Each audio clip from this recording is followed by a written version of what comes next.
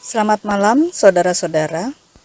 Marilah kita bersama menyatukan hati dalam doa malam hari ini, Kamis 26 Januari 2023. Mari kita berdoa. Terima kasih Tuhan untuk hari ini yang boleh Engkau berikan kepada kami. Di penghujung hari ini ada begitu banyak pikiran, perkataan, dan perbuatan yang kami lakukan. Kini waktunya untuk kami meneduhkan hati dan pikiran. Waktunya bagi kami untuk berdiam hingga hanya suara-Mu yang kami dengar. Berkatalah kepada kami ya Tuhan, kami siap untuk mendengarkan. Amin. Bacaan Alkitab dari 1 Petrus pasal 3 ayat 8 hingga ayat 12. Dan akhirnya, hendaklah kamu semua seia sekata, seperasaan, mengasihi saudara-saudara, penyayang, dan rendah hati. Dan janganlah membalas kejahatan dengan kejahatan, atau caci maki dengan caci maki. Tetapi sebaliknya, hendaklah kamu memberkati, karena untuk itulah kamu dipanggil, yaitu memperoleh berkat. Sebab, siapa yang mau mencintai hidup dan mau melihat hari-hari baik, ia harus menjaga lidahnya terhadap yang jahat dan bibirnya terhadap ucapan-ucapan yang menipu. Ia harus menjauhi yang jahat dan melakukan yang baik. Ia harus mencari perdamaian dan berusaha mendapatkannya. Sebab mata Tuhan tertuju kepada orang-orang benar dan telinganya kepada permohonan mereka yang minta tolong, tetapi wajah Tuhan menentang orang-orang yang berbuat jahat. Saudara-saudara yang dikasihi oleh Tuhan Yesus Kristus, saya ingat ketika sekolah minggu ada sebuah lagu yang syairnya demikian, mata Tuhan melihat apa yang kita perbuat, baik yang baik, baik yang jahat. Oleh sebab itulah, jangan berbuat jahat. Tuhan melihat. Mungkin ada saudara-saudara yang tahu lagu itu dan bisa menyanyikannya. Saya ingat lagu itu ketika masih di sekolah minggu. Masa saya masih sekolah minggu namanya, belum ibadah anak. Sebuah lagu yang sederhana dan dengan pesan yang singkat, namun melekat di pikiran dan hati saya. Bukan untuk menakut-nakuti anak-anak bahwa Tuhan selalu mengawasi kita, tetapi pesan dan ajakan untuk tidak berbuat jahat. Oleh sebab itulah, jangan berbuat jahat, Tuhan melihat. 1 Petrus pasal 3 ayat 8 sampai 12 adalah surat pertama yang ditulis oleh Petrus yang ditujukan kepada orang-orang Kristen di 5 daerah, yaitu Pontus, Galatia, Kapadokia, Asia Kecil, dan Bitinia. Kita bisa baca itu di pasal 1 ayat 1. Pada bagian ini Petrus menyampaikan tentang hidup dalam penganiayaan. Peringatan yang diberikan Petrus melalui surat ini menekankan pesan supaya jemaat hidup dengan identitas Kristen yang benar, walaupun menghadapi penderitaan hidup. Penderitaan paling berat ketika jemaat berada pada masa Kaisar Nero yang membakar hidup-hidup orang Kristen di kota Roma. Dari Roma, gerakan anti-Kristen bergemuruh dan bisa mengalami imbasnya sampai ke daerah-daerah lain. Oleh karena itu, Petrus menuliskan surat ini untuk mengingatkan dampak penindasan yang bisa menyebar dari Roma ke 5 daerah alamat surat ini. Meskipun sesungguhnya secara lokal mereka sudah mengalaminya. Rasul Petrus menyadari bahwa penganiayaan yang terjadi di masa itu adalah hal yang mau tidak mau dihadapi sebagai kenyataan.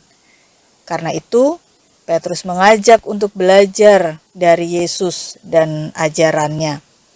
Dia mengajar jemaat untuk berani menghadapi orang-orang yang membenci mereka karena nama Yesus, tetapi dengan cara yang benar, yaitu pertama, tidak membalas kejahatan dengan kejahatan.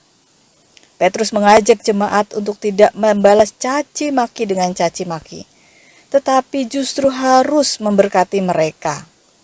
Ini persis seperti perkataan Yesus dalam Matius 5 ayat 44.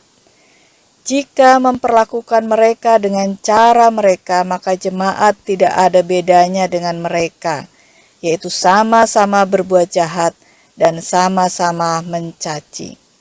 Jemaat dan semua orang percaya pada Kristus diingatkan untuk memberkati orang-orang yang membenci mereka dan akhirnya akan memperoleh berkat. Cara kedua, Petrus memberikan resep hidup bahagia di tengah-tengah segala situasi penindasan dengan mengingatkan Mazmur pasal 34 ayat 13 sampai 17. Dalam Mazmur itu, Daud sedang menjadi pura-pura gila dalam pelariannya dari Saul. Daud merasa teraniaya dan ditindas, namun mengangkat Mazmur ini sebagai pengakuan imannya kepada Tuhan dan kesaksiannya bagi orang lain atas keselamatan yang Tuhan sediakan. Daud sama sekali tidak menciptakan pembalasan terhadap Saul, walaupun mempunyai kesempatan untuk itu. Daud mampu menjaga lidah dari yang jahat dan tidak menipu, lalu menjauhi kejahatan dan melakukan yang baik, mencari perdamaian dan berusaha mendapatkannya. Ketiga, jemaat tidak boleh takut menghadapi semua situasi tersebut. Keyakinan dan keberanian ini didapatkan hanya karena mata Tuhan tertuju kepada orang-orang benar. Tuhan mempunyai perhatian khusus kepada mereka yang benar. Tuhan mendengar permohonan mereka yang minta tolong. Dia mempunyai kepedulian terhadap mereka yang tertindas. Berkaitan dengan para orang jahat itu, wajah Tuhan menentang mereka. Saudara-saudara, saya berusaha membayangkan bagaimana wajah Tuhan yang menentang. Ini bertolak belakang dengan kata-kata berkat yang selalu kita dengar, yaitu Tuhan menghadapkan wajahnya kepada kita. Tapi ini wajah Tuhan menentang orang-orang yang berbuat jahat. Ajakan Petrus kepada semua orang percaya pada Kristus adalah bukan hanya menjadi orang baik, tetapi lebih dari itu adalah menjadi orang benar. Menjadi orang benar berarti bersedia melawan arus untuk Kristus, bertahan ketika disalah mengerti, dan tidak berusaha menyenangkan semua pihak. Tentu tidak mudah menjadi orang benar, sebab harus siap untuk dijauhi, dibenci, atau segudang respon negatif yang besar yang kemungkinan kita terima. Tidak jarang kita lebih siap menerima Yesus yang dikagumi karena kebaikannya, ketimbang Yesus yang dibenci karena kebenarannya. Bagaimana kita bisa menjadi orang percaya yang hidup benar? Lagu sekolah minggu tadi mengingatkan, mata Tuhan melihat akan segala perbuatan kita. Petrus menegaskan, bukan hanya mata, tapi juga telinga dan wajah Tuhan. Bayangkan reaksi mata, telinga, dan wajah Tuhan terhadap setiap pikiran, perkataan, dan perbuatan kita. Tentu kita menginginkan mata Tuhan tertuju pada kita sebagai orang-orang benar. Telinga Tuhan mendengar permohonan kita, dan wajah Tuhan tersenyum senang dihadapkan kepada kita. Untuk itu, berfokuslah pada mata, telinga, dan wajah Tuhan dalam setiap pikiran, perkataan, dan perbuatan kita, agar kita dapat hidup sebagai orang benar. Amin. Mari kita berdoa. Terima kasih ya Tuhan untuk firman-Mu malam ini yang mengingatkan kami untuk dapat menjadi orang percaya yang hidup benar dengan senantiasa mengingat, membayangkan, dan berfokus pada mata, telinga, dan wajah Tuhan dalam setiap pikiran, perkataan, dan perbuatan kami. Mampukan kami untuk tidak berbuat jahat, tapi senantiasa berusaha menghadirkan damai.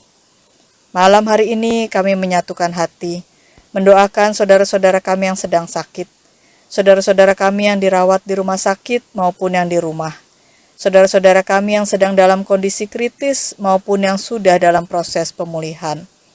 Terlebih saudara-saudara kami yang mengalami sakit untuk waktu yang panjang. Tuhan, kami percaya Engkau tidak pernah meninggalkan saudara-saudara kami yang sakit. Kami percaya Engkau selalu ada di dekat mereka dan memberikan kekuatan dalam menghadapi dan menjalani kehidupannya dalam kondisi sakit. Mampukan saudara-saudara kami untuk tetap mengimani Engkau adalah Allah yang baik dan memakai sakit yang sedang dideritanya untuk menguatkan iman mereka. Kami mendoakan keluarga yang menjaga dan merawatnya. Tuhan berikan kepada mereka ketulusan dalam merawat, bahkan bersyukur karena Tuhan memberikan kesempatan untuk merawat.